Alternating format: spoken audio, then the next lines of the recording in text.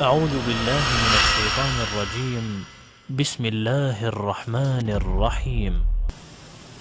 تو اللہ رب العزت اپنی پاک کلام، اس کا 21واں پارہ، سورت کا نام ہے سورت روم اور آیت نمبر ہے 41۔ ان کو اپنے گھروں میں اٹھائیے، پڑھیے اور غور کیجیے۔ اللہ فرماتا ہے ظہر الفساد فی البر والبحر بما کسبت ایدی الناس۔ یہ سمندروں کے اندر، دریاؤں کے اندر، پانیوں میں جتنے طوفان اٹھتے ہیں، جتنی بستیوں کی بربادی کا سبب بنتے ہیں، اور خشکیوں پہ جو کچھ ہو رہا ہے، اے حضرت انسان کبھی سوچا ہے تو نے تیرے ہاتھوں کا کیا درا ہے؟ اور یہ بات یاد رکھیں، اللہ رب العزت اپنے بندوں پہ کبھی ظلم نہیں کرتا۔ وما ربک بظلام للعبید، اللہ اپنے بندوں پہ کبھی ظلم نہیں کرتا۔ حقیقتاً یہ ہے کہ ہم اپنی جانوں پہ خود ظلم کرتے ہیں۔ آج میں اپنے آپ کو دیکھوں، اگر ہم ایک تاجر ہیں تو ہماری تجارت کا انداز کیا ہے؟ اسلام ہمیں خیر خواہی کرنے کا حکم دیتا ہے۔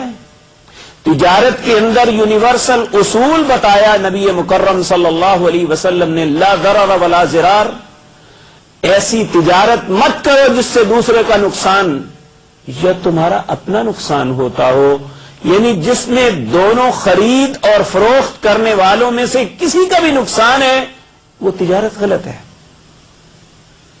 تو ہم ایک تاجر کی حیثیت سے سوچیں کہ جو تجارت ہم کرتے ہیں، ہماری تو خواہش یہ ہوتی ہے کہ ہمارے سامنے جو ہے اسے بلڈوز کر دیں، اس کے اوپر رولر چلا دیں۔ تو جب یہ ایسا کریں گے تو یہ اللہ کے اصول کے خلاف ہوگا۔ تو جب اللہ کے اصول کے خلاف چلیں گے تو یہ ایک فطرتی بات ہے، اس کا انجام نہیں اچھا ہوگا۔ میرے بھائیوں، اللہ کا اصول ہے اور نبی مکرم صلی اللہ علیہ وسلم کا حکم بھی ہے، خوش اخلاقی کے ساتھ بات کرو۔ آپ نے فرمایا کہ صدقہ صرف پیسے خرچ کرنے کا نام نہیں ہے۔ آپ کسی سے مسکرا کے ملتے ہیں، اچھے اخلاق سے بات کرتے ہیں، یہ بھی آپ کا صدقہ ہے اپنے بھائی کے لیے۔ لیکن یہ بات یاد رکھیں، جب ہم دوسرے کو گالی نکالیں گے تو اس نے ہمیں دعا تو نہیں دینی۔ یعنی یہ وہ چیزیں ہیں جو ہمارے معاشرے کا امتیاز بن چکا ہے۔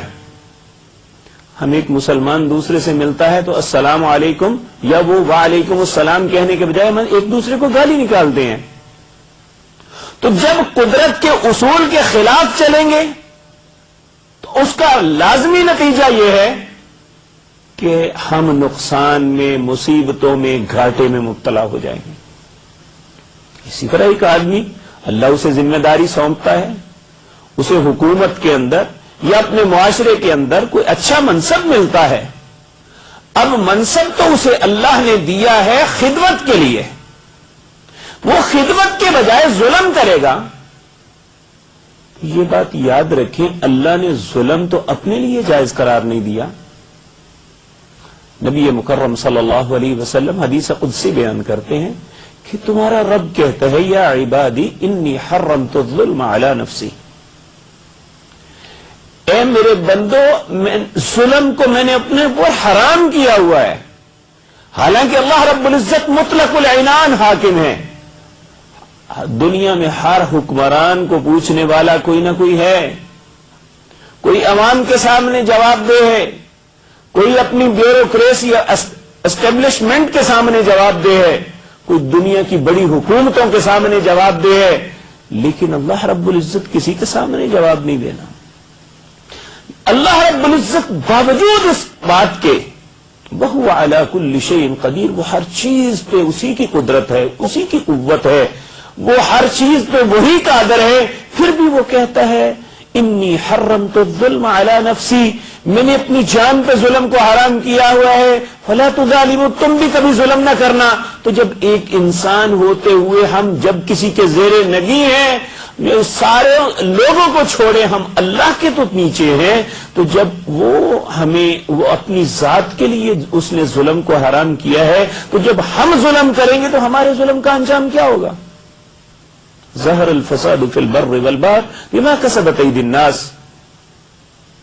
زمین میں جتنے بھی فساد رونما ہوتے ہیں، سمندروں میں جتنے طوفان اٹھتے ہیں، دریاؤں میں جتنے سیلاب آتے ہیں، ملکوں میں جتنی خشک سالیاں ہوتی ہیں، ملکوں میں جتنی گرانیاں پیدا ہوتی ہیں، انسان ایک دوسرے کے خلاف کھڑے ہوتے ہیں، جب قتل و غارت گری کا بازار گرم ہوتا ہے، تو یہ سارا کچھ انسانوں کا اپنا کیا دھرا ہے۔ اللہ نے تو کسی کو قتل کرنے کا حکم نہیں دیا، اللہ نے تو کسی کو زخمی کرنے کا حکم نہیں دیا، اللہ نے تو کسی کا مال چھیننے کا حکم نہیں دیا، اللہ نے تو کسی کے ساتھ بددیانتی کا حکم نہیں دیا۔ تو پھر ہم جب یہ سب کچھ کریں گے تو ہم فطرت کے خلاف چلیں گے، تو فطرت ہماری مدد کب کرے گی؟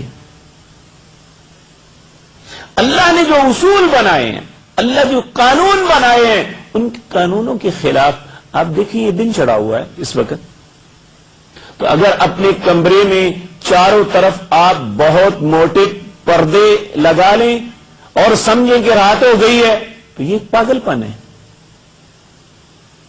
وہ دن ہی ہے، ہم دن کو رات میں نہیں بدل سکتے، ہم نے صرف اپنے ماحول کو بدلا ہے، دن کی روشنی اپنے سے دور کی ہے، لیکن دن نہیں بدل سکتے، کیونکہ فطرت ہے کہ جب دن چڑھے گا، جب اللہ چاہے گا اس وقت غروب ہوگا، اور اس کی تغیر و تبدل اپنے ہاتھ میں ہے۔ وہ دنوں کو کب گھٹانا ہے، کب بڑھانا ہے، راتوں کو کب لمبا کرنا ہے، کب انہیں چھوٹا کرنا ہے، یہ اس کے ہاتھ میں ہے۔ ہم جب اس کے خلاف چلیں گے تو اس کی ایک یقینی بات ہے کہ اس کا نتیجہ ہمارے حق میں برا نکلے گا۔ آپ دیکھیں، ایک انسان ایک مضبوط دیوار کے ساتھ سر ٹکرائے تو دیوار کا کیا بگڑے گا؟ تو یہ قانون جو فطرت نے بنائے ہیں، جب ان قانونوں کے ساتھ ٹکرائیں گے تو یہ یقین رکھ لیں اللہ کا کچھ نہیں بگڑے گا۔